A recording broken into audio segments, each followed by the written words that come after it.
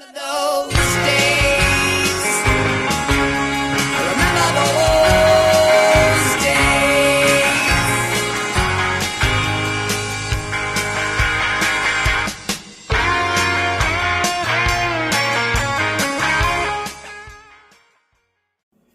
Hello, Vital Community. This is Tommy, and welcome to another musical adventure. Today's adventure is sort of a recap of what I got for Christmas. Pretty simple. It's probably going to be a short video because I didn't get a lot of vinyl for Christmas, and I'll explain a little bit more in a moment. I hope that you're all having a fabulous holiday season. This is December 31st, 2023, here in America, where I live. And this is the last day of the year, so this will be my last video for the year. But I do look forward to making more content for you guys. If you haven't subscribed to my channel, go ahead and do it. I know everybody says that, and you probably get tired of it, but go ahead and do it. It doesn't cost you anything, and who knows, you might see something you like. And ultimately, maybe turn me on, or I can turn you on to something new, something you haven't heard. I don't know. I had a great year. 2023 was awesome, and I can't complain about it one bit. You can go back and watch my videos. I conscientiously tried to upload more videos this year, more content, and I'm going to try to do the same this year. Hopefully this year we'll have more adventures. When I kind of switched the focus of this channel to be more about adventures, we had a little bit of a global pandemic and things got wonky, and so I'd like to get out on the road a little more and show you guys stuff. So hopefully we'll get a lot more of that this year and less of this, me sitting around just showing you guys records, which you guys seem to like that too, and I'm not going to complain. I'm glad that you do. So, you know, like anything, some content's going to be better than others. Either way, I'm glad to have you along. If you comment down below in the little comment section, I try to respond to all of the comments, and I appreciate it. And so, on to what I got for Christmas this year. Now, my wife kind of warned me going into the Christmas season that it was going to be light on vinyl, which she was like, I'm tired of just every year you get records, whatever. I buy records all year, so no big deal. I have an Amazon wish list, so it's always, you know, there's always something there. And so if people just are in a pinch for what to get me, it's nice to have that. But, you know, most of the time people don't want to buy me records because what do I have, what I don't have, you know, that whole bit. I'm sure you guys deal with that as well, especially if you have halfway decent-sized collections and whatnot. So, anyway, but what she did do was she got me a season ticket to our local minor league baseball team. And so if you follow me on social media, you'll probably see a lot of baseball pictures this year. I love going to the baseball park. In addition to being in my music room, my other favorite place to be is at a baseball game. And I love visiting new stadiums. I love going to places that I haven't been. Who knows? Maybe there'll be an offshoot channel, Tommy's baseball adventures. I try to go to a couple of new stadiums a year, go see teams that I haven't seen. And so it's part of the fun of the baseball season for me. Maybe one day I'll get that little bucket list of going to all the Major League Baseball parks that a lot of people do.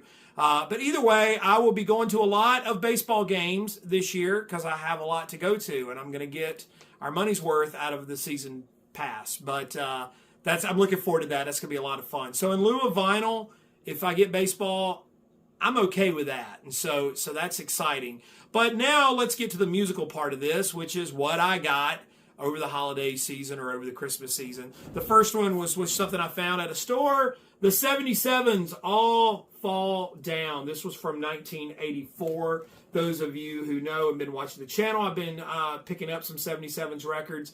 This one was Still Sealed, produced by Charlie Peacock.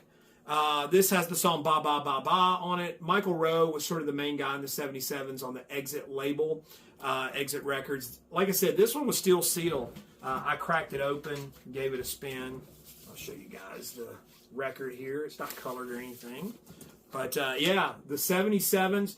A Christian sort of punk rock new wave band. Very, very, very good stuff. I'm loving the 77 stuff that I'm getting, and I'm really glad to be finding it. The other one was from the Amazon wish list that my kiddo got for me. Sturgill Simpson, Cutting Grass, Volume 1, The Butcher Shop Sessions.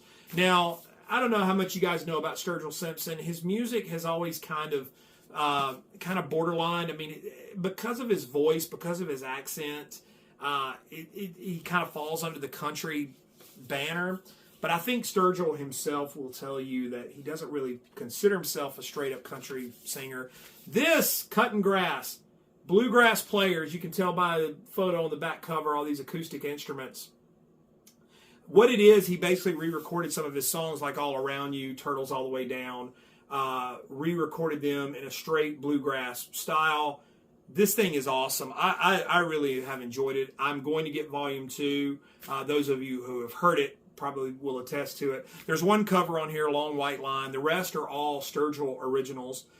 So if you've always kind of been frustrated with Sturgill that, oh, he's kind of been to rock and roll or he's been to something else, well, that's probably going to be more your speed. You're going to like that a lot.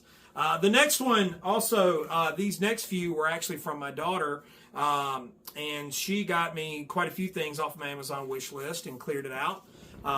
The Boy Named If by Elvis Costello and the Imposters. Those of you who know, the Imposters are basically the Attractions without Bruce Thomas and Davey Farragher from Cracker playing bass, but it's Steve Naive, Pete Thomas, and of course Elvis Costello. The rock band, as it were. This is Elvis's rock band. And I have to say, I've only listened to this once, and I have to say that I was really impressed with it. This album reminded me a lot of Brutal Youth, which came out in '94. It's just a good Elvis Costello record. And like I said, if you like the rocking Elvis Costello, then I think you'll be quite pleased with this. The previous couple of albums he did were more sort of that, I call it that lush pop stuff, because he had been doing Imperial Bedroom. This is more of the angry kind of stuff, an angrier sound, but it's got really good songs on it, and I enjoyed it a lot, and I was sort of mad at myself for not getting that album any sooner than I did, but glad to have it now. And the next three were really cool to add to the collection. I have to be careful about this one because of the cover. Just you'll see in a moment. But Tom Waits, Small Change. This was his second album on Asylum. This, funny enough, was the first Tom Waits album that I ever bought. I bought it on CD back in when I was first getting into Tom Waits, way back when. This has Tom Trauber's Blues, which Waltzing Matilda, some of you know it as that. This is when Tom was still doing sort of that beat poet jazz sort of thing. That's kind of what most of his Asylum records are. He's sort of doing the lounge sort of thing, and then he kind of ventured away from that in the 80s when he left Asylum and went to Island Records, and he got more rhythmic. It became more blues based. This definitely is in the vein of sort of the jazz beat poet kind of thing. This is the reissue on the Anti label. So it was remastered by Tom Waits and Kate Brennan, his wife. And so there's going to be a theme here for the next couple of records. But yeah, Foreign Affairs, which was 1977. This has Burma Shave. I think was probably one of the big ones on this. This one's a little more cinematic. It's got some really nice orchestrations on it. And so you could see Tom kind of branching out musically. But it's still kind of in that same vein. Most of the Asylum records have a similarity to them. And so Foreign Affairs is no exception. And the last record that I got for Christmas was Heart Attack and Vine. This was from 1980. This was the last album Tom did for the Asylum label. Like I said, all of these are the reissues on the Anti label. And this one you can kind of see the direction he's going in. Stuff like Downtown, Mr. Siegel, those songs have more sort of a driving rhythm, more sort of guitar, and I won't say more of a rock direction. Tom Waits has always kind of defied genre to me, and so but you can see sort of where he was going when he would get into like Rain Dogs and Swordfish Trombones and some of those albums in the 80s. This album has Jersey Girl. I think it's probably the most well-known song off of this album. But all really, really good stuff. That was my vinyl haul for Christmas. I know, not a lot. But like I said, I got baseball, so no complaints. I did want to show you one more sort of musical pickup, though, because this is a music channel. And I did pick this up. The Philosophy of Modern Song. This is the book that Bob Dylan wrote that came out a couple of years ago, where he discusses music. And so I'm looking forward to really getting into this and reading it. But yeah, this is a really cool book, and I've been kind of eyeing it for a while now, waiting for the price to sort of drop. I'm very much like, when it comes to books, I'm very much a bargain book guy. And so this is one that I've been looking at for the last year or so. And I mean, this is, I think the retail on this is like $45, which is to me kind of high for a book. But you've been able to find it. If you keep an eye on it, you can find it for half price. I got this for $22 at Amazon. So looking forward to reading this in the new year. I hope that you've all been having a great holiday season, for whatever holiday that you celebrate. I wish you the very best, and I hope you're spending it with loved ones and friends and people that you care about. And thanks for watching my videos. I really do appreciate it. I appreciate all the support. I appreciate the friends that I've made through this channel. There's quite a few of you out there, and I'm so grateful for that. And so, it's one of the motivators for doing this. I don't do this for... I don't do it for likes. I don't do it for subs. Those are nice. Those are nice things to get. And so I feel like the more the merrier. But, it's just the love of music and being able to talk about it and, share this stuff with you guys. That's what it's really about for me. I've never really been content minded.